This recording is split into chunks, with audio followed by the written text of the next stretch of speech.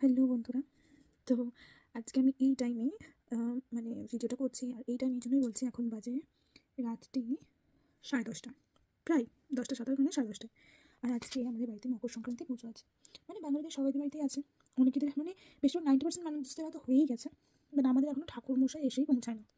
এই ঠান্ডার দিনে রাত্রি 10:30 বাজে, এখনও ঠাকুরমশাই আসে না।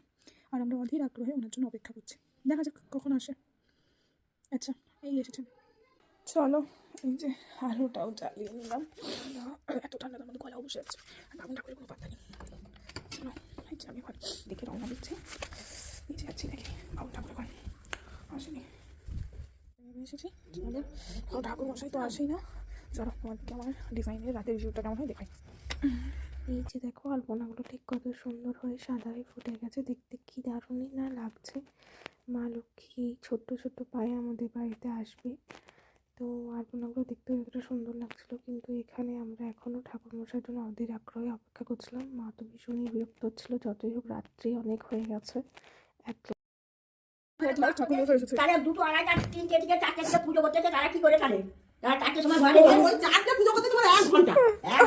মা তো ঠাকুরমশাইয়ের উপর ভীষণ রেগে গিয়েছিলেন, এবং উনিও বৃদ্ধা মানুষ, আমরা যতই রাগারাগি করি না কেন ওনারও ভীষণ কষ্ট হচ্ছিল, তাই আমরাও বেশি আর কিছু বললাম না। কিন্তু একটা মজার ব্যাপার হয়েছে কি, তো কাটতেছি তাকেও ছেড়ে যাবো, আমি এসে আরো পুজো করে যাবো। ছেড়ে যাবার জন্য না,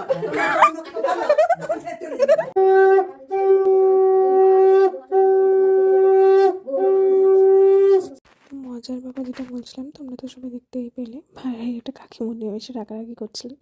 এবার নির্ণীয় বৃদ্ধা মানুষ, কি আর করা যায়। যাই হোক, আজকের মতো পূজা শেষ হলো। অ্যাট লাস্ট পুজোই হয়ে গেছে, আর এখন দেখো ঘুমতে বাজে 11টা 2। যাই হোক, চলো আজকের মতো টাটা, গুড নাইট। আর তোমাদের কাদেরও এখন পুজো হয়নি, বাকি আছে, আমাকে অবশ্যই কমেন্টে জানাবে। চলো।